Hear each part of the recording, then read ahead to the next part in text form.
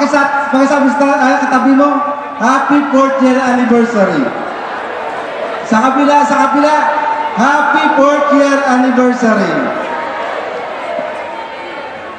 Actually, nandito ako para magtapo ng damit. Sino yung gusto ng t-shirt?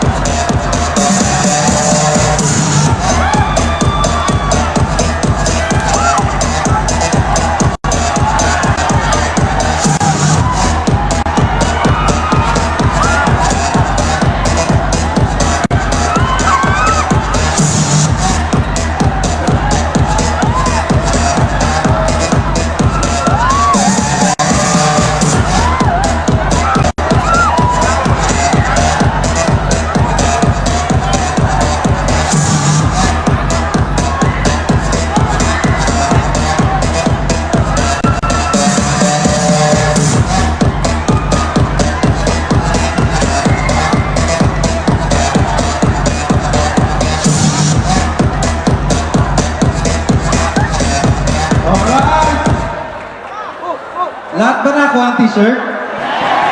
Sino yung hindi nakakuha ng t-shirt? Taas kamay, taas kamay. Yung hindi nakakuha, taas kamay. Magbigay lang kayo kaya to ng 150, magkakaroon kayo niyan. 150. O, sino ulit gusto magkaroon ng t-shirt? O, nandyan siya to. Mamaya, puntaan nyo na lang. Anyway, guys. Nandito ako para magpasalamat. Okay lang ba palakpakan mo sarili mo?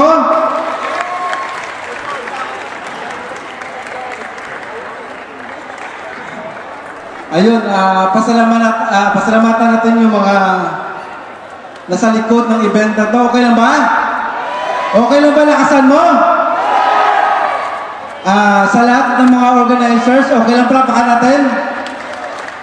Sa lahat ng mga nag-perform, malupit ba? Malupit? Nag-enjoy ba? Sa mga marketing team, magaganda ba at saka pogi? At syempre, sa mga board, okay lang ba lakasan ng palakpak nyo?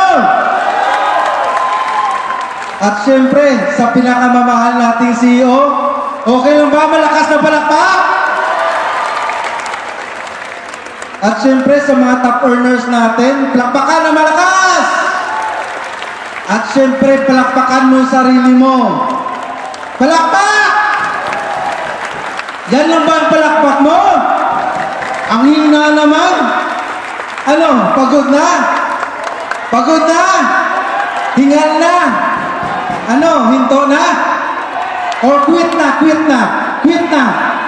Laban ba? Laban? Dapat laban. Ang dami mo ng sinakripisyo eh. Ano, marami na? Marami na ba? Guys, nakita niyo likod ko? Nakita niyo? Sino yung nakakita sa dulo? Sa lahat, sa dulo lahat. Nakita niyo likod ko? Ano yung likod? Ha? Picture. Hindi, ang ganda ng likod kasi maliwanag. Kunti lang kasi nakakita ng dulo. Nakikita mo ba yung dulo habang tinatak mo yung negosyo? Habang ginagawa mo yung negosyo? Nakikita mo yung dulo? Alam niyo guys, ito yung pinakamahirap sa lahat. Yung part na makita mo yung dulo. Kasi bakit? Marami sa atin nahirapan ng saglit na wala na, nag-quit na. Marami sa atin sa kalagitnaan, hindi kinaya, nag-quit na.